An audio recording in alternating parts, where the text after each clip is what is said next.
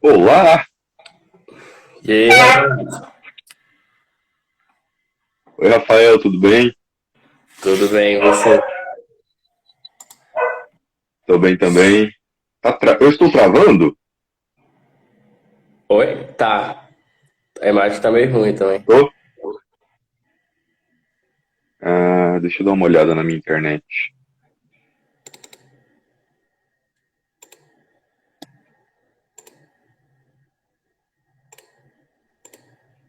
E agora? Tá A, melhor? a imagem, a imagem tá bem ruim, assim, não tá dando pra ver o seu rosto direito. Ah, é? Então eu vou te pedir só um segundinho, porque eu vou tentar trocar de celular, porque eu acho que o problema é no meu celular. Tá. Só um minutinho.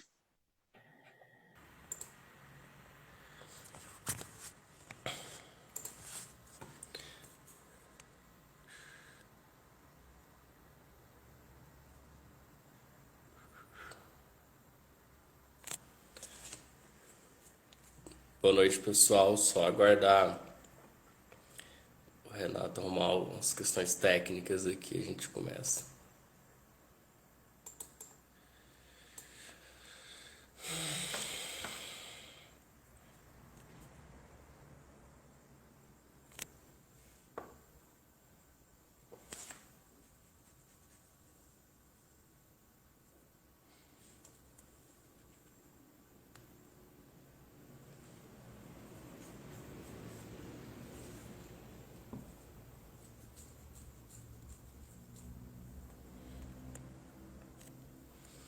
Boa noite a todo mundo que tá chegando aí. Só aguardando o Renato arrumar umas questões técnicas ali com o celular dele. E aí a gente já começa.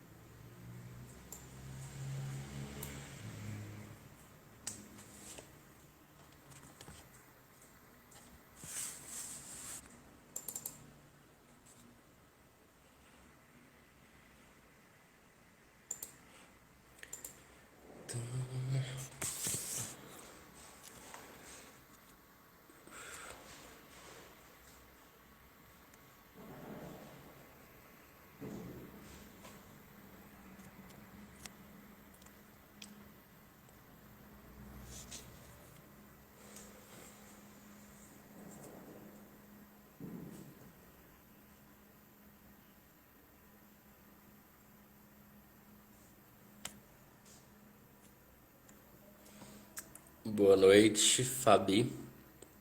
Boa noite, Gabriela. Boa noite, Cristiane. Boa noite, Rafael Brenner. Boa noite a todos. Só aguardando o Renato arrumar o celular dele. Tive um pequeno problema técnico aqui. E logo a gente dá início.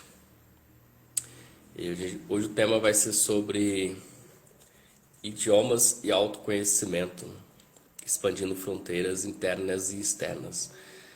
E E hoje a gente vai receber um convidado muito legal para falar sobre isso, muito experiente. Ele é fundador e diretor pedagógico da In-House Idiomas. A In-House Idiomas tem 19 anos de história em catalão, então é alguém que entende bastante do assunto para a gente conversar hoje. Só aguardando ele entrar pra gente conversar.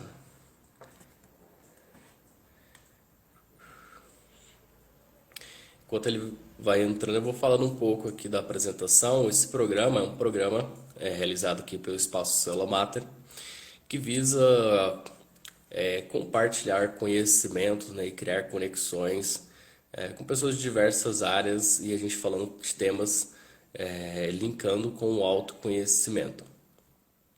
E esse programa é gravado, né, aqui na live, depois é disponibilizado lá na aba de vídeos aqui do Instagram e também disponibilizado lá no YouTube, para quem quiser rever ou para quem quiser dar uma olhada novamente em algumas partes em que há citações, alguma coisa importante aí que vocês queiram se aprofundar.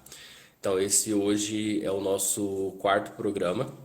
A gente já fez 3 programas anteriores, estão todos gravados, estão todos disponíveis na aba de vídeos, aqui no Instagram do Espaço e também lá no YouTube, né, para quem quiser. E cada semana a gente faz um tema diferente sobre e linkando com autoconhecimento. E dessa vez a gente vai falar sobre idiomas, que é uma coisa bem diferente, né, para a gente falar sobre autoconhecimento, mas que é uma coisa que nas últimas décadas, né, cresceu bastante essa questão de aprender idiomas, de aprender uma nova língua. E também todo esse processo de globalização que a gente passou aí nos últimos anos, desde a década de 70, possibilitou esse crescimento e vai ser bem legal a conversa de hoje, porque a gente vai falar de um ponto de vista bem diferente sobre a questão de aprender novos idiomas e novas línguas, com o Renato, que é especialista no assunto. Boa noite, Aurélio. Boa noite, Fred.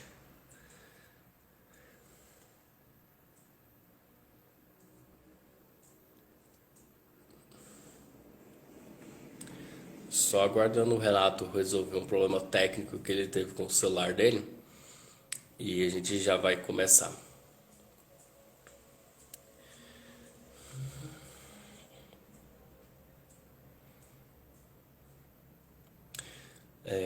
Na segunda semana, no segundo sábado do mês, a gente faz um projeto social que a gente arrecada verbas para a gente fazer doação. E aí, então tá aberto para quem quiser doar. E boa noite, Renato. Boa noite, tudo bem? Peço desculpas. Eu tentei no meu celular, mas não foi possível, né? Estou usando o do meu filho. Boa noite, Agora pessoal. que antes nem tava dando para te ver direito, tá? Vai desconfigurar. O meu celular confesso que ele tá um pouco carregado, e aí por conta disso eu até tentei tirar muita coisa, mas não deve ter dado certo. Ah, sim. Então vamos lá, né? Boa noite, Renato. Vou fazer uma rápida apresentação aqui. O Renato, ele é historiador, professor de língua espanhola e diretor pedagógico da In-House Idiomas. Seja bem-vindo, Renato. E peço para você fazer uma apresentação aí sobre quem é você, sua história, como é que você chegou aí nessa jornada de aprender idiomas, ensinar idiomas. Boa noite novamente para você, Rafael, para todos. Quero primeiro agradecer o convite para poder dividir esse espaço e aprender um pouco com você, na verdade, sobre autoconhecimento e poder falar um pouco da minha experiência como professor, como gestor de uma escola de idiomas em House que tem 19 anos aqui em Catalão.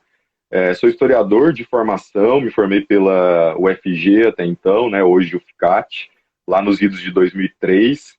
Exerci durante muitos anos o ofício de professor de história e, paralelamente, trabalhava com a língua espanhola. Gosto muito do universo da língua de Cervantes e já faz, portanto, também... Aliás, anterior à minha formação em história, eu já trabalhava com a língua espanhola, né?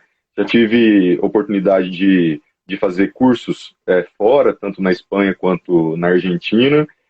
E também já fiz graduação, pós-graduação em gestão de pessoas e marketing, né? Tenho navegado aí pelo universo da docência e também comecei durante a pandemia um trabalhinho no Instagram, o Ponto Crítico, e que agora migrou para o YouTube, onde eu recebo pessoas para falar de temas diversos relacionados à política, cultura, economia, né? E eu decidi, na verdade, estudar espanhol quando eu ainda estava no ensino médio. Lá atrás, eu tinha aulas, na verdade, em escola pública só de inglês na época, e aí eu não tinha uma boa relação com o inglês e eu decidi pelo espanhol. E muito interessante porque foi uma porta de entrada para mim para um outro universo, assim, não só um universo da língua e da cultura, como também de vida, né? Passou a ser meu ganha-pão mesmo, né? Então, significa muito para mim o que eu faço. Ah, legal. E hoje a gente vai falar um pouco sobre esse processo de aprender um novo idioma, né? Que é muito mais, vai muito mais além do que decorar palavras e aprender gramática de outra língua, né? E para a gente começar, uma pergunta assim bem interessante é qual que é a diferença entre idioma de língua? Pergunta muito pertinente, inclusive, muito interessante, porque para a gente, né, como um todo, eu acho, assim, salvo as exceções, Rafael está dentro da exceção, sabe a diferença entre idioma e língua, né?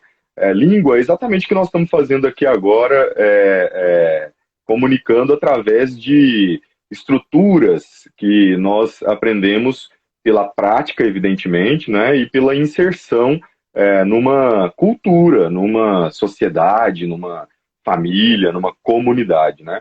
Então, essas estruturas que os falantes, portanto, né, de uma comunidade desenvolvem, praticam, é o que nós chamamos de língua. Está conectado, portanto, com pessoas, né? E já o idioma, ele está conectado com um Estado, com nação, portanto, com uma estrutura que já é política, né, geopolítica. Quando a gente, por exemplo, faz uma comparação entre o espanhol, o próprio espanhol, né, a gente tem a língua espanhola, e dentro da Espanha, a gente tem, por exemplo, a língua basca e tem o idioma espanhol, né, para evitar confusão. O espanhol como idioma da Espanha e o basco como língua do País Basco, que é uma região que fica ao norte, apesar do nome país, não é um país, é uma comunidade autônoma que fica ao norte da Espanha. Mas dentro do Brasil, por exemplo, a gente tem também as línguas indígenas, por exemplo, né? Que, portanto, são línguas, porque identificam, estão conectadas a uma comunidade, e no caso do português, o português é ao mesmo tempo língua e idioma, porque tem, por exemplo, Portugal, que tem a língua e o seu idioma. Identifica não só o povo, a cultura, como também a estrutura geopolítica, né? Uhum. E só adicionar mais uma variante, e o que seria o dialeto, então? Como é que seria o dialeto nesse contexto aí? O dialeto é a variedade linguística. Então, no Brasil, por exemplo, quem é de Recife tem estruturas no seu modo de fala que são diferentes da nossa, que estamos aqui em catalão. Uma curiosidade, Rafael, você nasceu em catalão? Não, nasci em Goiás Velho, sou vilaboense. Ah, tá. Mas é goiano do pé rachado. Então, nós estamos dentro, né, de uma variedade linguística. Quer dizer, nós estamos aqui falando português, mas dentro do nosso português brasileiro, nós já temos dialetos, assim como também podemos identificar no universo dos países que falam a língua portuguesa. Brasil, Portugal, Moçambique, alguns países na verdade, na Ásia, a gente tem Filipinas com uso decrescente, né? Angola também, né? E aí, quando a pessoa, por exemplo, vai estudar na in-house, ela aprende língua ou idioma? Boa, né? A gente parte do princípio de um trabalho que é contextualizado, né? Então, veja bem, quando a gente se refere a tanto língua quanto idioma, né, nessa confusão aí, né? Vamos, portanto, fazer opção pela língua mesmo, né? Quando a gente aprende uma nova língua, muita gente, sobretudo brasileiro, tem uma pressa muito grande, né? Então ele foca muito, e muitos métodos também, focam muito, por exemplo, numa habilidade, seja ela gramática, seja ela tradução, seja ela repetição, por exemplo, né?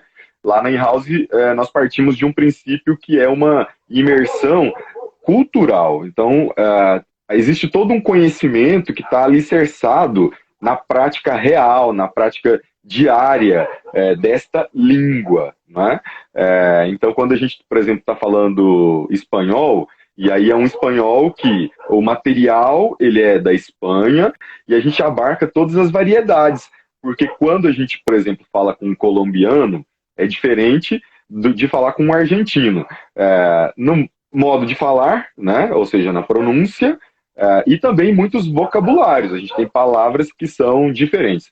Mas é aquilo que a gente falou agorinha, né? No Brasil, dentro do Brasil, a gente também tem isso através dos dialetos, né? Guri no sul, menino aqui, não é? Aipim no Nordeste, mandioca aqui, por exemplo, não é? Então eu gosto muito dessa concepção de que a gente não descola a língua ou o idioma dessa parte que é cultural e que é de identificação mesmo de nação, de grupos, de pessoas, né? Então eu acredito muito nisso. E o processo mais importante para aprender uma nova língua, então, seria a vivência, né? Mais do que decorar, seria mais a vivência. Exatamente, exatamente, porque uma outra concepção também que tomou conta durante muito tempo do pensamento de brasileiro, eu com quase 20 anos de vivência dentro de uma escola de idiomas, eu já recebi muitos alunos com esse perfil, né? Que tinham um desejo muito grande de ir para fora para aprender a falar, porque eles achavam que aqui no Brasil não se aprendia a falar. E de fato, durante muito tempo, Rafael, muitos cursos de idiomas ensinaram estruturas para os alunos, né? Então o aluno era craque em estrutura, muito comum você ouvir um aluno dizer, olha, eu sei escrever, eu consigo ouvir, eu sei verbos, mas eu não sei falar, não é? Portanto, o que faltava nisso, né? Era esse elemento que é vivencial. E aí, a metodologia comunicativa, ou chamado comunicativismo, ele parte de um princípio que é do material real. Você parte de um material real, jornal, revista, naquela época, né? Hoje em dia nós estamos tão dentro da internet, né? Então você tem 1 milhão de coisas, aliás, diga-se de passagem, esse advento da internet, e inclusive a própria pandemia, né? Que nos mergulhou de cabeça e corpo inteiro dentro dos celulares, dos computadores, as ferramentas desenvolvidas são, inclusive, ainda melhores para fazer o que eu chamo de ambiente favorável ou o contexto, né? Para que o aluno possa se desenvolver. Então, não pode ser algo superficial, né? Essa que é o ponto-chave. E, claro, buscar sempre essa imersão do aluno na língua que ele vai estudar, o idioma, né? Uhum. Porque vamos filosofar agora um pouco. Porque é um negócio meio doido, assim, porque, por exemplo, nesse processo assim, da imersão, da cultura e tudo, da criação, porque assim, quando a gente nasce, vai crescendo, a gente é ensinado, tá, isso aqui é a mesa, isso aqui é a cadeira e tal, e a gente aprende isso dentro de uma estrutura linguística, né? E aí, quando a gente vai aprender uma nova língua, a gente aprende que aquilo lá tem um outro nome, né? E quando a gente aprende que o negócio tem outro nome, eu acho que a gente se relaciona com a coisa talvez diferente, né? Principalmente coisas imateriais, né? O que que você acha? Olha, eu acho que é muito bacana pensar, né, esse universo da aprendizagem e pensar esse universo do significado, da significação, né? E que me faz, inclusive, aqui lembrar da saudosa Sirlene, né? Eu tive a oportunidade, não sei se acho que você não a conheceu, né? A mãe da Karine, tive a oportunidade de pegar algumas aulas com ela e eu lembro que ela falava sobre isso lá no curso de pedagogia, espetacular professora, né? tem um filósofo, Wittgenstein, acho que é algo assim, né? Isso, aham. Ele diz, né, os limites do meu idioma significam os limites do meu mundo, né? Os limites do meu idioma significam os limites do meu mundo. E aí, por que que eu, na verdade, trouxe isso para te responder no que você disse da questão da nomeação da palavra e tal, né? Como é interessante pensar no aprendizado de um idioma como uma janela que se abre para não só um mundo novo, mas para vários mundos novos, né? Como, inclusive, as conexões cerebrais vão te permitir pensar em uma nova realidade, num novo contexto. Eu confesso para você, Rafael, que eu estava aqui me preparando e dando uma pesquisadinha e lendo, né? E aí, para conectar a questão da conversa de hoje, dos idiomas e autoconhecimento, né? E aí eu estava vendo como é interessante essa questão, por exemplo, do expressar seus sentimentos. E aí eu fiquei pensando, puxa, né? Imagine um sujeito que viaja e aí ele está lá numa situação, por exemplo, difícil no aeroporto, ou, por exemplo, lá no intercâmbio dele, e aí ele precisa exatamente isso, expressar algo que está muito ligado com o sentimento, com a angústia dele, com a raiva dele, com a alegria dele, não é? E como, ao fazer isso, através da palavra, como o mundo dele se expande de tal forma que é maravilhoso pensar nisso, né? Eu sou fascinado nisso, né? Então, essa questão da nomeação, por isso que é uma coisa que a gente adulto, a gente perde ao longo do tempo, né? Porque, veja bem, a criança, como é que ela aprende? Ela tem primeiro um idioma dela próprio, não é? Toda criança pequenininha fala coisas que ela mesma que inventa, e assim por diante, né? Durante um tempo ela pratica o idioma dela e ela repete a palavra, a estrutura algumas vezes e aí ela vai, portanto, significando, né? Ela vai, portanto, e coisas abstratas. Então, imagine você, né? Você fala assim, você está com medo? E aí é algo abstrato, porque não é um objeto que você mostra, e a criança aprende isso, né?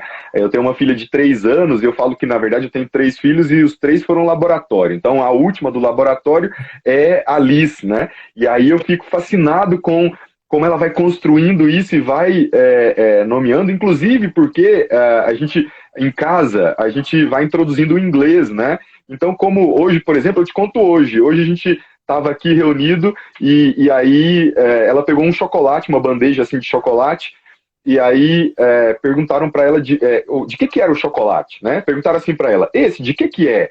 Aí ela respondeu, chocolate, né? Ela respondeu em inglês, porque para ela não faz diferença, né? Para ela não faz diferença. A Paula, que é a nossa coordenadora, que mora em Uberlândia, ela tem o filho dela, o Noah, e tem um videozinho que eu cheguei até a publicar, que é lindo demais, porque ele também em casa com ela, que é professora de inglês, como ele também usa as duas coisas, é o que a gente chama de bilinguismo, né? Como ele usa as duas coisas, mas sem que sequer pensar que isso é inglês e isso é português, porque é tudo comunicação, né? Então é fantástico esse universo da construção e da identificação do nome, e a partir daí, por isso que adultos, por isso que é importante, eu gostei demais do convite, e até para poder conhecer um pouco mais, o quanto é importante conectar isso com autoconhecimento, né? Porque como isso está muito linkado nesse domínio do eu, do ser, dos sentimentos, e aí você dominar isso e, claro, sem sombra de dúvida, se desenvolver bem num outro idioma, numa outra língua, né? É porque o adulto ele já tem os caminhos bem feitos, assim, né? Então ele vai sempre seguir aquilo. Aí quando, por exemplo, ele tem que falar alguma coisa em outra língua, ou ele tem que expressar, como você falou, por exemplo, uma coisa abstrata como medo em outra língua. Ele tem que fazer uma reorganização, assim, cerebral muito grande, né? Falou, nossa, mas como que seria isso na outra língua? Aí ele já quebra esse negócio, a coisa não flui como na criança, né? Como você estava explicando.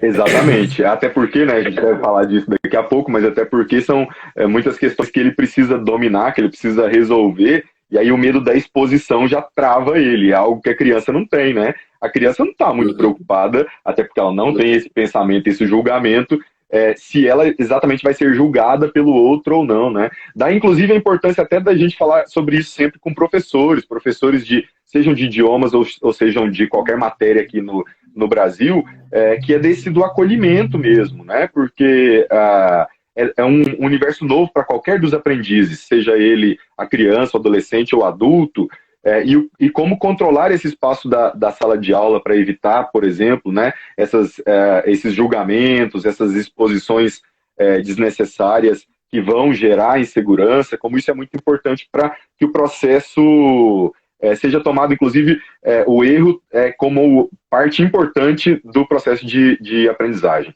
Eu digo isso sempre para os meus alunos, né? Errar não é o problema, não. Aliás, ele é o caminho, né? Errem bastante, é muito importante. Não, legal. Acho que a conversa está indo para um caminho bem interessante, né? Mas antes da gente aprofundar, o que que levou você a ensinar, a aprender sobre línguas e idiomas e ensinar? Ser um professor, assim. Na verdade, você já formou em história, talvez já pensando em ser professor, né? Não, eu não queria ser professor, não. Não queria, não. Não queria, não. Na verdade, foi o que sobrou para mim, né? Eu até prestei, na época, prestei para Relações Internacionais, em Brasília, prestei para Ciência Política, em Brasília, prestei Pedagogia aqui, desisti, e aí fui para História, né?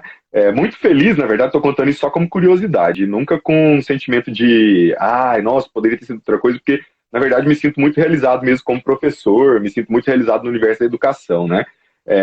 Mas não, eu não queria ser, e eu gostava, queria, na verdade, aprender um idioma. Na época, meu pai, então, não tinha condição e tal, e quando ele se aposentou, ele disse, agora eu consigo pagar um curso para você.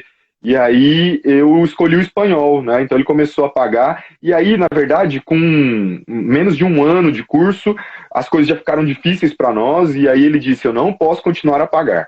E aí eu tinha que deixar o curso, né? E aí, na verdade, eu pedi para Carmen, né? A Carmen sabe disso. A Carmen é a professora da geografia, que também faz psicologia.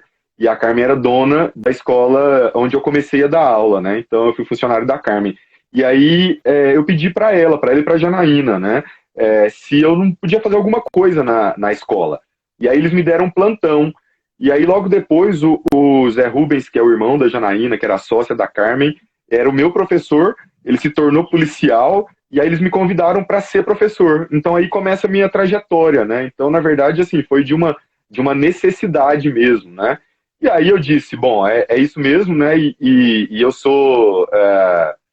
sou muito promotor da ideia de que se está fazendo algo, procure fazer o seu melhor, né? Procure fazer bem feito. Mesmo que você não goste, né? Porque a gente está muito aí na pegada do nossa, eu não me identifico com isso, eu não gosto disso, vou deixar de fazer isso. Não estou aqui dizendo que as pessoas têm que continuar fazendo, não. Calma lá, Tem que fazer o que você eu sou ama. um defensor.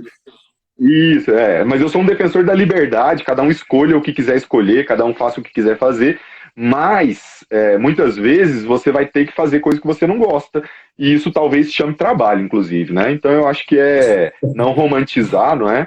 Porque as pessoas digam, não, escolha o que você ama e você não trabalhará nunca. Eu acho isso uma furada. Acho que você vai trabalhar sempre, mesmo amando ou não, né? O negócio é porque você não sabe ainda, né? Como é que você sabe que você gosta do negócio que você nem fez ainda? O negócio é ao longo prazo, né? A longo prazo você vai criando amor pelaquilo. É igual filho, assim, né? Nasce, aí você vai Exato, criando amor. E hoje, exato. atualmente, por que que as pessoas precisam aprender uma nova língua? Bom, são diferentes os motivos, né? Tem gente, por exemplo, que quer por uma questão de gosto pessoal. É, Gosta de ouvir música em francês, quer aprender francês. Gosta de ler livros em inglês, quer aprender inglês. E eu acho isso dos motivos mais nobres até, não é? Gosto. É legal a gente fazer também um curso e tal por gosto, mas entra, para não ser contraditório, no que eu acabei de dizer, né? Então muitas vezes não vai ser. Quando? Por exemplo, quando eu estiver planejando a minha carreira. também falo muito sobre isso. As pessoas precisam planejar a sua carreira. Então eu quero, hoje em dia, antigamente, a gente conectava muito idiomas com determinadas profissões. Então, engenharia, medicina, porque tinha que ler muita coisa em inglês. E aí muitas outras pessoas diziam, eu não vou precisar nunca, né? Veja bem, com esse mundo cada vez mais conectado, porque globalização a gente fala desde que eu faço quinta série, né? Faz um pouquinho de tempo, foi ano retrasado, quinta série. E aí, então a gente falava de globalização lá. Isso já é um conceito ultrapassado. Hoje em dia a gente tem um mundo que nem fronteira e nem distância tem mais, né? A gente está, através dos dispositivos digitais, ao vivo em qualquer lugar, em tempo real. Então as pessoas podem ter empregos assim também, né? Estava vendo recentemente uma reportagem que dizia que muitas empresas de TI, de tecnologia de informação, dos Estados Unidos contrataram brasileiros. Então está faltando profissional de tecnologia de informação porque eles estão aqui localizados no Brasil trabalhando para empresas norte-americanas. E aí como é que você vai trabalhar numa empresa multinacional e não vai falar o idioma? Tem gente que inclusive faz isso, mas é pensar muito pequeno porque não quer crescer na empresa. Para crescer na empresa tem que falar a língua do chefe, não é verdade? Então a gente tem também motivos aí de concursos, mestrado, doutorado. Quem quer ingressar e seguir na carreira acadêmica vai ter que fazer uma prova de proficiência para mestrado, para doutorado, e aí vai ter que escolher um idioma, e também para viagens, né? A pessoa quer viajar e não quer ser só um turista de observação, porque você pode ser um turista de observação, é bem legal, mas você pode ser um turista que vive a sua viagem. E viver é interagir com as pessoas. De novo, é o universo do eu vou expandir o meu mundo através da palavra, né? Não, mas hoje toda profissão, principalmente profissão que precisa mexer com atendimento de cliente, né? Porque hoje você consegue, né, vender um produto ou vender um serviço para quem está do outro lado do mundo, né? Igual eu que sou terapeuta, psicólogo, eu consigo atender alguém dos Estados Unidos, alguém do Japão, e aí eu preciso de uma outra língua para comunicar com essa pessoa. Isso é uma necessidade. Exatamente. E aí, pra... exato, ia concordar com você para dizer, por exemplo, a gente tem aqui em Catalão os hospitais, né? E aí, na semana passada, até um conhecido que trabalha num dos hospitais, eles estão todos passando por reforma, mas esse está fazendo a comunicação visual, interna e externa do hospital. E aí ele queria colocar também em inglês. E aí, então, português e inglês. Então, veja bem, mesmo nós estando numa cidade de 100 mil habitantes, 110 mil habitantes, no interior de Goiás, no interior do Brasil, no centro do Brasil, no interior do Brasil, longe das grandes capitais, nós também temos, obviamente, até por conta das grandes empresas, John Deere, CMOC, agora que é chinesa, mas os chineses falam inglês, né? Então, é primordial, né? Essencial. Ah, mas até mesmo assim, com esse avanço da tecnologia, hoje até para você mexer na internet, você precisa saber de inglês, né? Ou pra você mexer no aparelho, você mexer no aplicativo, né? Tudo a sigla em inglês, é tudo, né? E não tem como fugir disso hoje. É E verdade. Renato, Às vezes você compra uma peça, você compra uma peça e essa peça vem em inglês, né? Quer dizer, você compra lá do AliExpress, por exemplo, e aí vem para você montar com inglês, né? Uhum. E Renato, pela sua experiência pessoal e mais de quase 20 anos aí trabalhando na área, quais são as dificuldades das pessoas em aprender uma nova língua, um novo idioma? Bom, então, são também dificuldades diversas, né? Muita gente, por exemplo, tem dificuldade com pronúncia, muita gente tem dificuldade com gramática, dependendo do idioma, inclusive, né? E aí, muita gente, inclusive, tem insegurança, né? Se sente inseguro, se sente incapaz. Muita gente começa e acaba desistindo logo no início, inclusive, não é? Porque um curso, ele está formalmente construído para ter níveis, né? Então a gente tem ali básico, intermediário, avançado, E começa, portanto, do que seria o mais fácil para o mais complexo, né? Então, quando o aluno já pega algo um pouco mais complexo, ele já diz, eu acho que eu não dou conta, eu não nasci para isso, né? Como se a gente nascesse O para que alguma seria esse coisa, nível né? Eu não complexo? nasci para isso. Oi? O que seria esse nível complexo, assim, de aprender a língua? De, estru de estruturas, quer dizer, o nível avançado, né? Onde você tem estruturas gramaticais que são mais complexas, né? Então, se a gente fosse falar da língua portuguesa, por exemplo, da língua portuguesa, e a gente falasse sobre, gramaticalmente agora, falando sobre objeto direto, objeto indireto, ou subjuntivo, por exemplo, né? São estruturas que demandam um pouco mais de capacidade de fala, evidentemente, né? E isso está estruturado num curso de idioma mais para o final, digamos, desse curso, ali do intermediário para frente, né? E no começo você tem sempre, para dar uma ideia, você tem sempre alfabeto, profissões, comida, tempo, presente, para você falar sobre o seu presente, né? Então, ou seja, vai desse mais tranquilo para o mais complexo, né? Do mais complexo é o que tem mais detalhe, né? Mais detalhe. Exato, exato. E como é que essas dificuldades se conectam assim com o processo de autoconhecimento da pessoa? É que é como se fosse uma jornada, assim, né? Que a pessoa entra lá e vai aprendendo até ela zerar, né? Vamos tentar chegar no último nível ali e se formar. É uma jornada. Exato. Veja bem, a gente falava, inclusive, agora há pouco sobre isso, que quando, normalmente, né, uma pessoa se matricula num curso de idiomas, ela está numa empolgação inicial, né? Então, ela está vivendo um desejo de aprender, movido, por exemplo, como nós falamos, por um gosto pessoal ou por uma necessidade da empresa, e assim por diante, né? Com o aumento dessa complexidade, é possível aparecer um sintoma, né? É possível aparecer a frustração, a ansiedade. Muitos adultos querem, de forma imediata, se comunicar. Então, adulto quer, com pouco vocabulário, já fazer operações de comunicação, assim, como dar uma palestra, por exemplo. Então, existe uma pressa muito grande. Tudo isso pode gerar insegurança e pode travar o desenvolvimento dele. Na verdade, são elementos que na visão daquele que está aprendendo, provoca um desequilíbrio e ele precisa procurar se equilibrar dentro do desequilíbrio. Eu acho que é aí que entra a questão do autoconhecimento, né? Porque o autoconhecimento vai te ajudar a tomar melhores decisões, né? O próprio ato de querer estudar um idioma, ele parte do autoconhecimento. Você se conhece bem, você sabe quais são os seus pontos fortes e os seus pontos fracos, sabe o que tem que atacar, sabe no que mais você precisa se dedicar, né? A mais, na verdade. E aí você tem que, portanto, derrubar bloqueios de comportamento.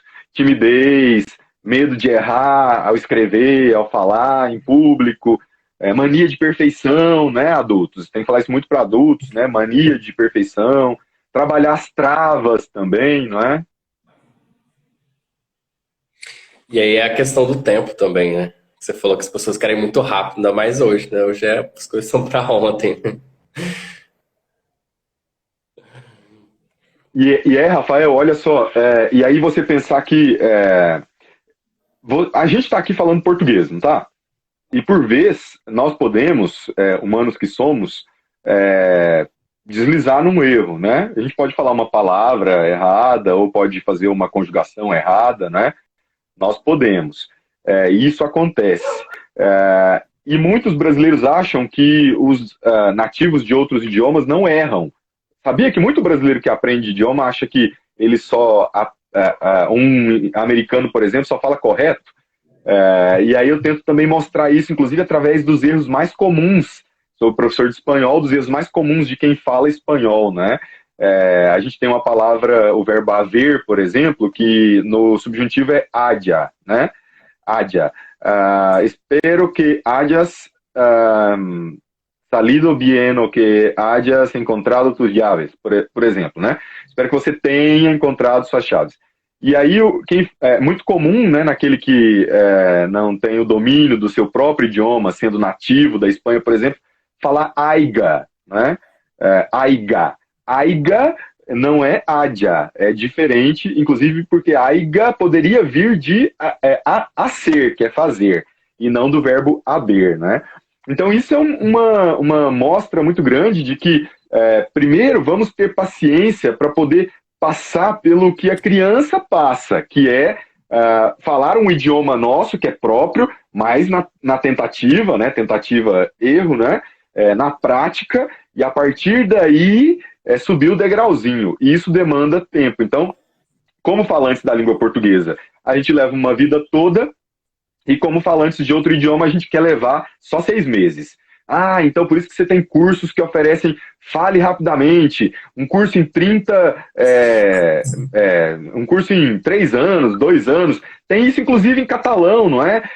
Inclusive, tinha curso, Rafael, que vendia quantas palavras a pessoa aprendia, como se língua fosse matemática, né? Ah, então você vai se matricular e você vai aprender tantas palavras. Não leva nem em consideração o indivíduo, as dificuldades, as facilidades, né, que podem contribuir ou atrapalhar na aquisição da linguagem, né?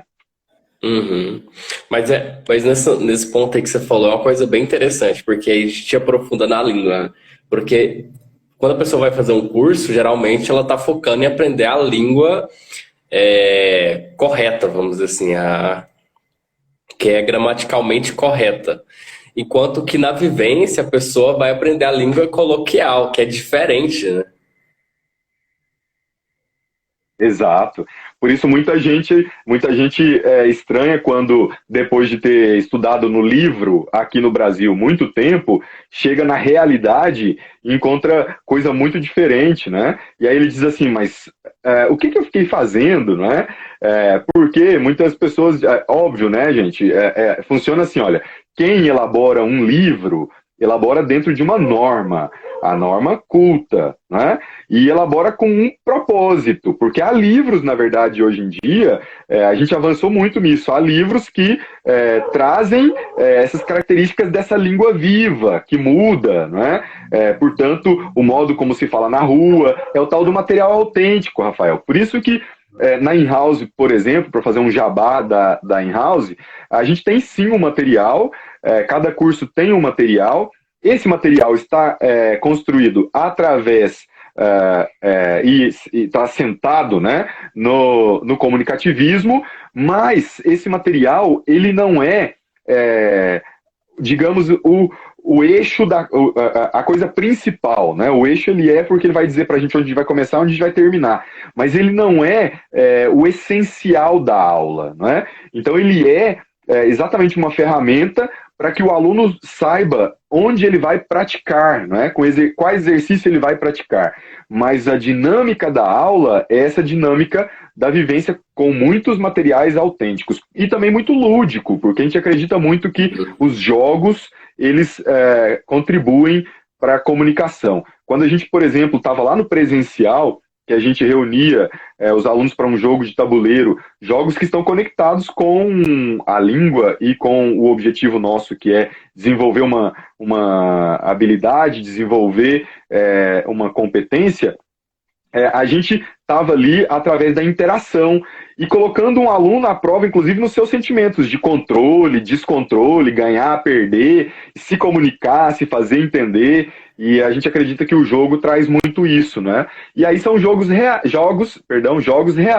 jogos que alunos lá da Espanha, da França, da Itália, eles estão jogando na sua casa, na sua escola e que tem oportunidade de jogar conosco aqui, não é? De novo, criar um ambiente favorável, essa expressão, ambiente favorável, né? Uhum. E é muito interessante porque quando a gente conecta língua, autoconhecimento, a gente chega num ponto mais complexo que é relacionamento humano.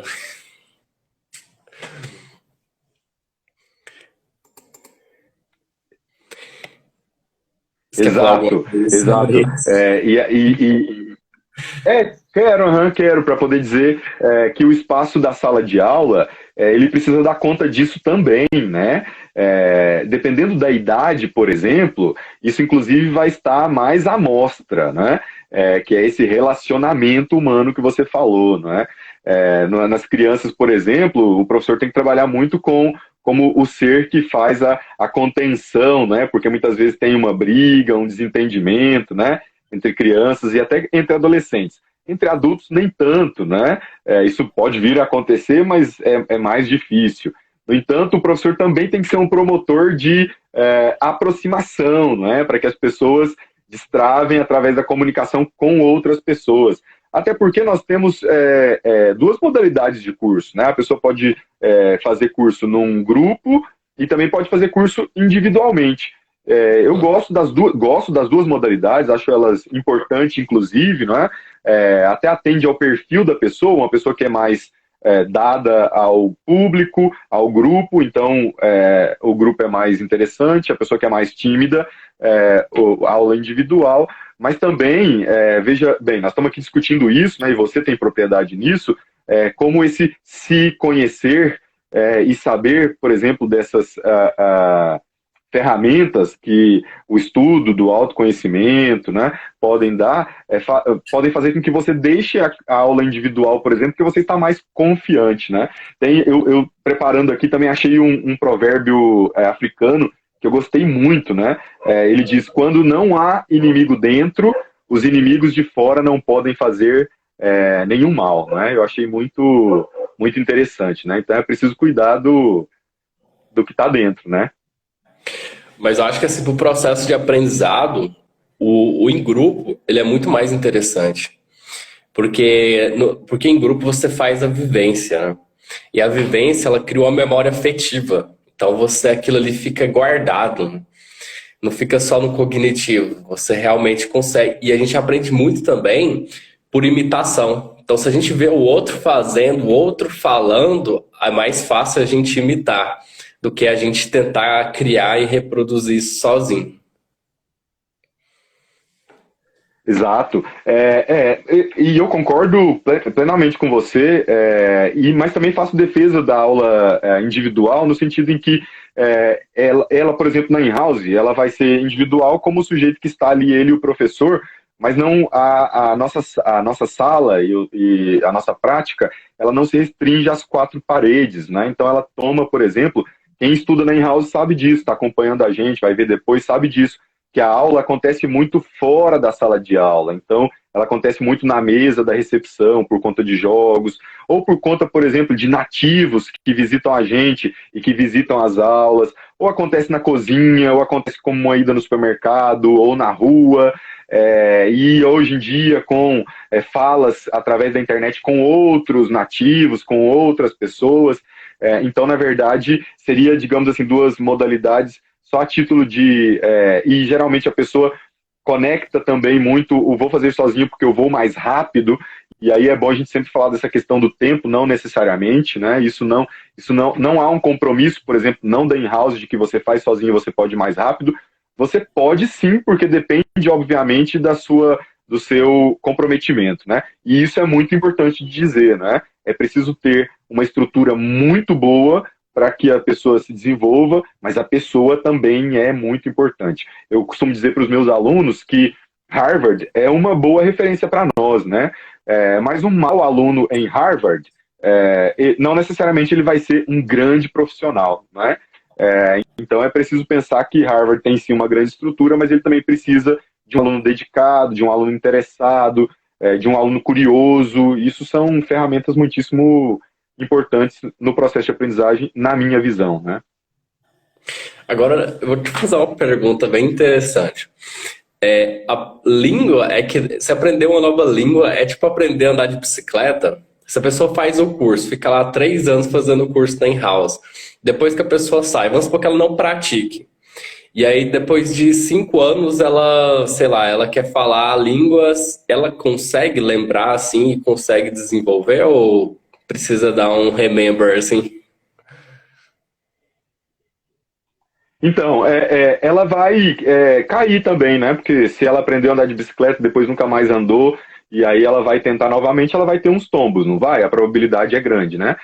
No idioma também, talvez esses tombos, inclusive, sejam ainda maiores, porque a gente está falando aí de uma capacidade de fala, ou de leitura, ou de escrita esquecida, né? E aí, quando você não pratica, você vai, portanto, fazendo outras conexões. E o cérebro trabalha muito nessa linha da questão da conexão. Então, ela vai precisar, sim, passar por uma retomada. E aí, de novo, né? Que interessante se as pessoas se convencessem de que mais importante do que o tempo é a qualidade do que você está fazendo, né? Então, isso é extremamente relevante, né?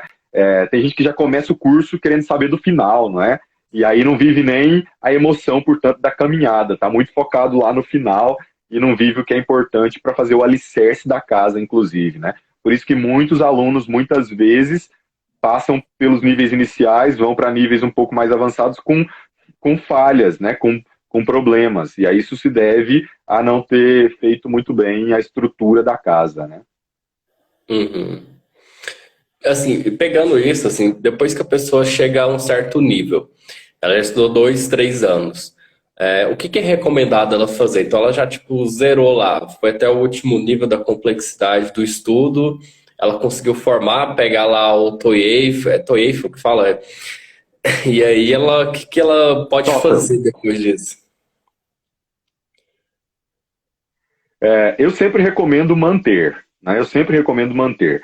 Eu tenho uma aluna que eu sempre falo dela, que é a Jace. E a Jace, ela estudou conosco na in-house inglês, espanhol, francês, italiano e alemão. Ela estudou conosco. E ela é daqui de Catalão, mora aqui em Catalão, e ela fala todos esses idiomas, né? E aí ela viaja muito, gosta muito de viajar, onde ela pratica, inclusive, esses idiomas. Mas ela também manteve, então ela fez espanhol comigo, por exemplo, 2 anos e meio de curso formal, e até hoje ela frequenta as minhas aulas, não é? Ela participa de clubes de conversação, porque se você não praticar, você vai esquecer, né? E isso é fato, não é? Uhum.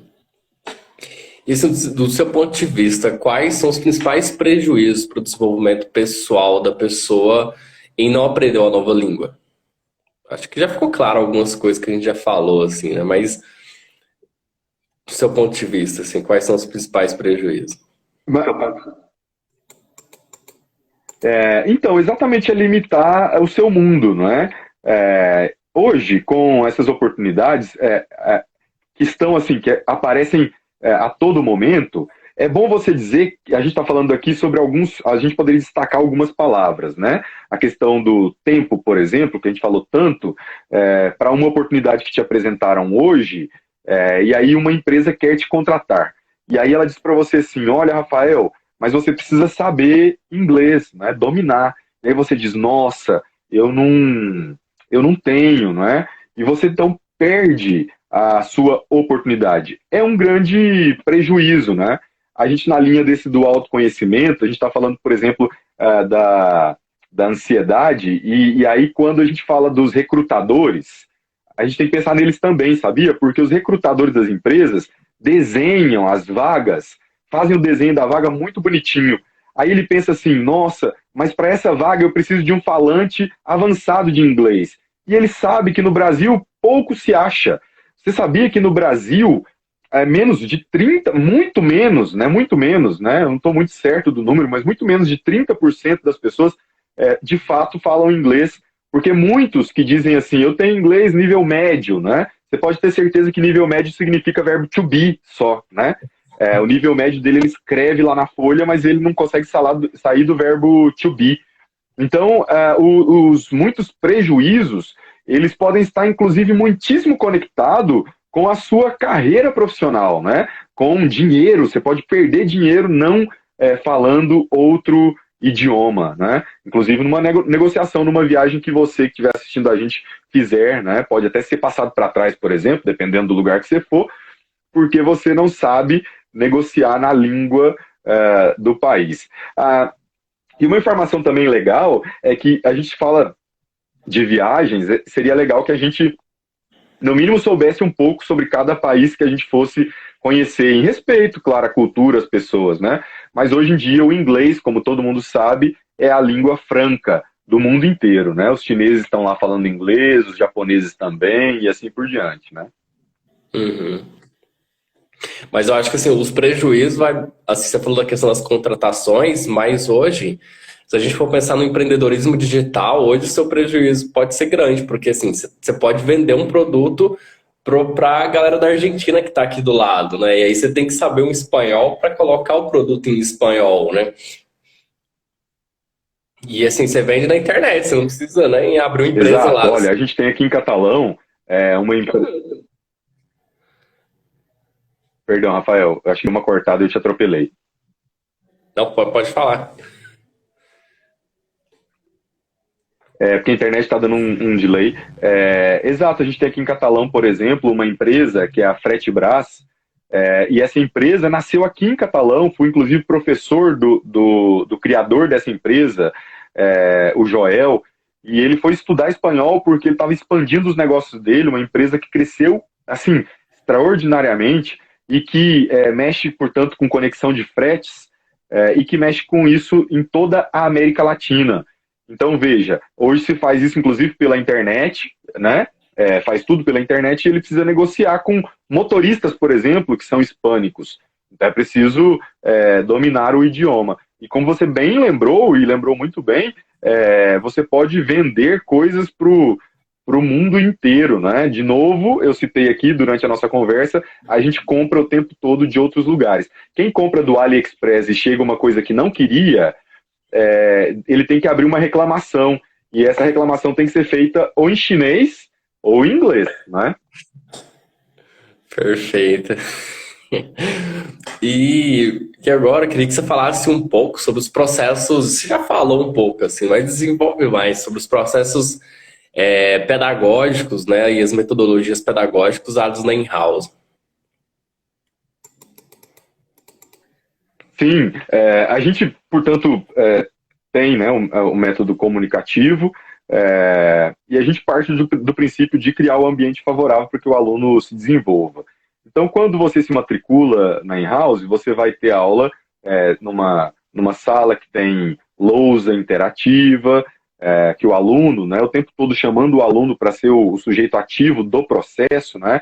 Então, essa lousa interativa permite que ele vá ao quadro e ele faça os exercícios de forma bastante interativa. Isso já acontecia antes, né? E aí, ó, tem alguém pedindo trabalho aqui. E a gente tem que perguntar para ele se ele fala inglês. Pô, que é estudante de jornalismo.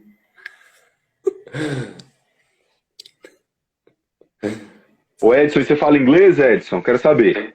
E aí, então a pessoa pode, né? Quer dizer, aí ela vai, inclusive, ter aulas, né? Com jogos ou com a cozinha ou com o supermercado, não é? Através de materiais autênticos, como eu disse, não é? E hoje, com esse advento da internet, as aulas migraram a gente voltou sábado, na verdade, presencial, e a gente vai continuar com a modalidade online para quem tem interesse, porque deu muito certo. A gente conseguiu criar, dentro do ambiente virtual, o que a gente fazia presencialmente. Nunca haverá substituição do estar com o outro, não é isso, não é? Mas sim através das práticas de jogos, por exemplo, que a gente conseguiu, não é? Agora tem a opção, né, de a pessoa conseguir escolher, né, se ela quer fazer virtual ou presencial. Mas que legal que Exato. deu muito certo essa questão do virtual, né? Porque teve que ser uma mudança rápida, né? Foi. E eu particularmente gostei muito dessa experiência. É, tem, tenho muitos alunos que não querem voltar presencialmente, né? E, portanto, vão continuar online, porque a gente soube tirar proveito, né? Abrir, por exemplo, uma conexão com outros países e trazer pessoas com muito mais frequência para as aulas, para que os alunos conheçam a história da pessoa, conheçam e pratiquem o idioma da pessoa. isso com muito mais facilidade do que uma aula presencial, né? Uhum. Mas quando você fala de internet, a gente só transfere para uma plataforma digital e virtual aquilo que a gente já faz no mundo físico, que é conexões e compartilhamento. Exato. E quais dicas você daria assim para quem quer aprender uma nova O língua? Edson está dizendo aqui, ó. Deixa eu só responder o Edson, que ele está dizendo assim, faculdade online é horrível. Edson, é que existem também diferenças, né? A gente está falando, por exemplo, de alguns modelos. Porque eu digo sempre para as pessoas não compararem, por exemplo, a aula da in-house com a aula da escola regular, né? Na escola regular, você tem 30 alunos, 40 alunos, né? E aí, na in-house, são turmas menores, de no máximo 10 alunos. Você tem, portanto, uma possibilidade de que cada um tenha essa vivência com câmera aberta, inclusive, né? Na faculdade, Edson sabe disso, a câmera dele fica fechada e o professor fala, e não há interação como na sala de aula pode haver. E aí nós estamos falando, portanto, de modelos que são diferentes mesmo, né? Então, uma aula onde você tem ferramentas para fazer exercícios de áudio, de vídeo, de jogo, e aí o aluno pode fazer isso e fazer parte disso dentro do ambiente virtual, e isso sim é estar próximo do presencial, é o que eu chamo de estar próximo do presencial, né? Agora, é claro que a gente tem aí uma necessidade de comprometimento maior, não é? Do aluno, em caso, por exemplo, da câmera dele ficar fechada. O Edson está dizendo que a dele fica aberta. Isso é muito bom, positivo. Se o professor te ver e falar com você, já é, portanto, melhor do que em muitos casos, viu, Edson? Uhum. Mas eu acho que a diferença é a questão do vivencial, da interação, né? Nessa questão das aulas da in-house, talvez é mais interativo, é mais vivencial, né? E quando na faculdade o professor chega lá, joga o conteúdo e aí se no presencial o povo não perguntava Exato. nada, no virtual, então. Exato, exato, exatamente isso. E tem a ver com essa, portanto, dinâmica de trazer o aluno para a aula, né? Ele fala, ele tem que fazer um exercício, e aí muitas vezes não é essa dinâmica da faculdade, né? A gente sabe muito bem como muda do ensino médio para a faculdade, né? Na faculdade é muito mais teórico, muito mais fala, existe, claro, um processo de investigação, você lê e tal, mas é muito dessa forma, né? Falou que teve aula de fotografia pelo celular, ele só aprendeu o teórico, né? Mas eu acho que também depende, a lógica é que fica bem mais reduzido, né? Mas assim, depende de como é que a instituição consegue também trazer isso mais para próximo da realidade, né? Do possível no virtual, né? Exato. E quais dicas você daria para quem quer aprender uma nova língua? Bom, em primeiro lugar ser curioso, né? Estar aberto a aprender, isso é muito importante. Muita gente às vezes se matricula por uma necessidade ou porque alguém mandou, né? No caso de adolescentes, muitas vezes de crianças, os pais mandaram, e aí, ou o patrão mesmo, né? Porque o patrão também manda, né? O patrão mercado, por exemplo, e aí a pessoa não quer fazer, mas ela se matricula. Então, em primeiro lugar, estar aberto, ser curioso, não ter medo da exposição. O erro faz parte do processo de aprendizagem, você precisa errar. Aliás, o espaço da escola é, para mim, o espaço do erro, né? E que bom fosse a escola espaço do erro, para que fora fosse o espaço do acerto, embora a gente também possa errar. Eu não estou dizendo que não. Eu estou dizendo que a escola é o espaço da prática, né, onde você tem que se dedicar mais à prática e que, por vezes, inclusive, vai ser essa prática de construção através das ferramentas que você disponibiliza. Então, fazer uso dessas ferramentas, livro, sites, música, séries que você gosta. Muita gente pode começar, por exemplo, assistindo uma série falada em inglês com legenda em português. Depois pode mudar, inclusive, falada em inglês e legenda em inglês, né? E aí ela vai acostumando ouvido, e aí desperta para fala, e aí ter com quem falar, e isso é muito, muito relevante. Então, basicamente está aí, né? Se conhecer para poder conhecer os pontos fracos e atacá-los, né? A partir daí desenvolvê-los. Você falou sobre essa questão dos erros, e aí onde a gente toca a questão do que é humano, né? Porque errar é humano, você não vai acertar sempre, né?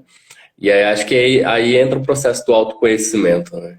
Que é cada erro que você vai ter, você vai gerar um aprendizado, né?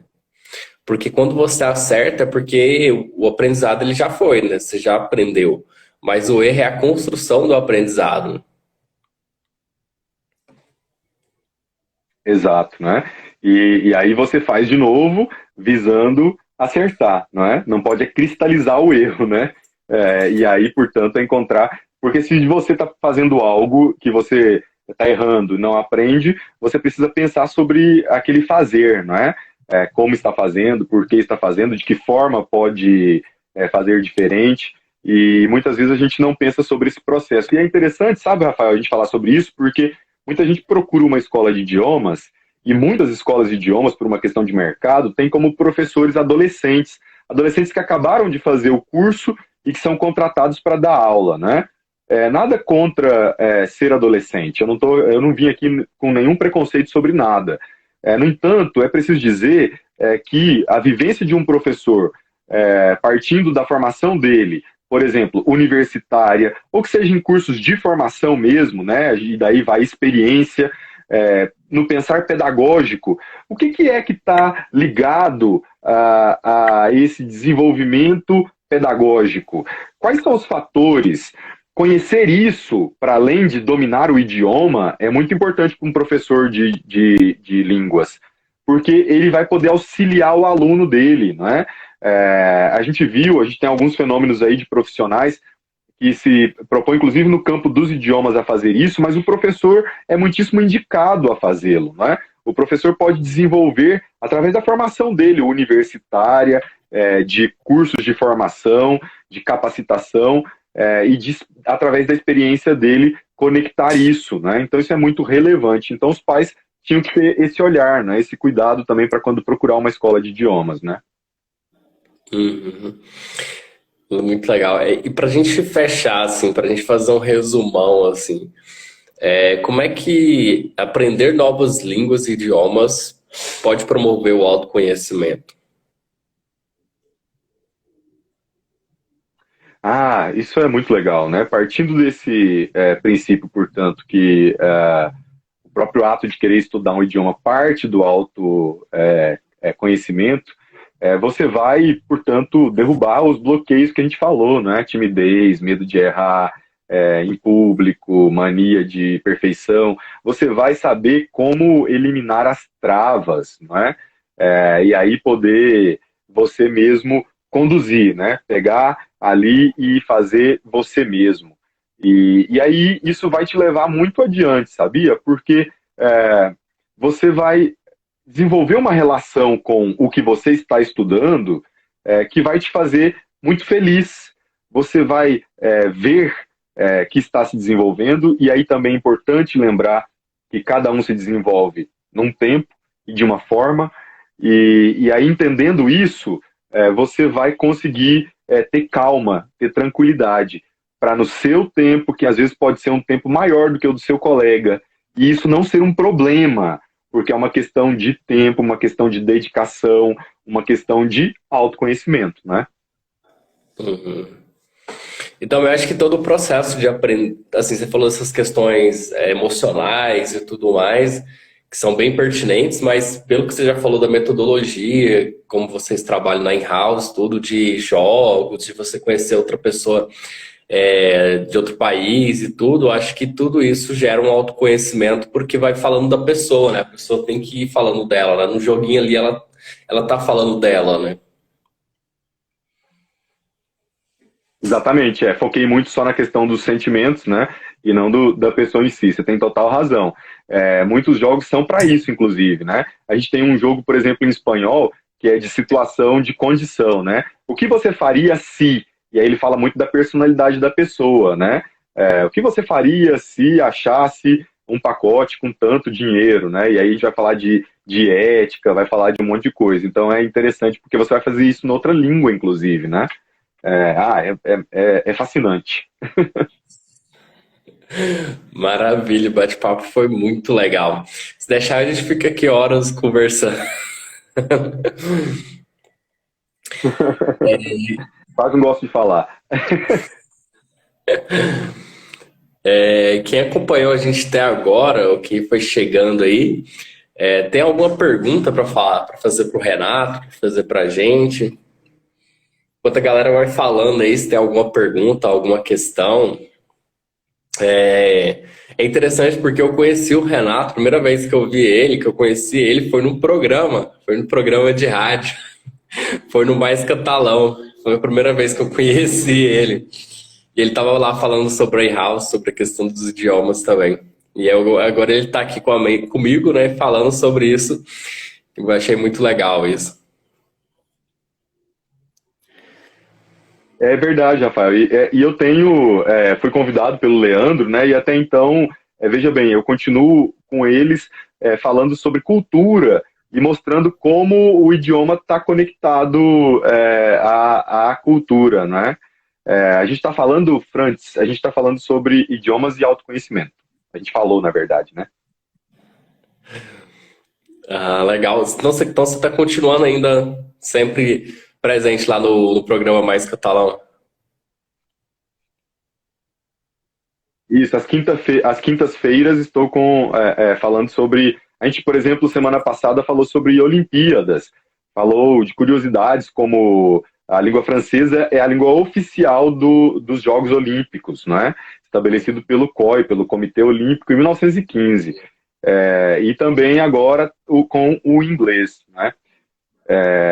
E aí a gente fala sobre essas questões e coloca, portanto, como o idioma está em tudo, né?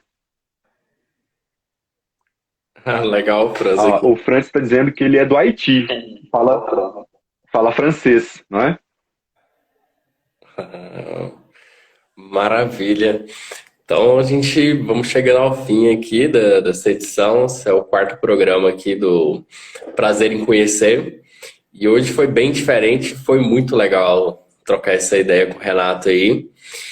E, e agora, né, Renato, faz o jabá aí do In-House, como é que a galera te encontra?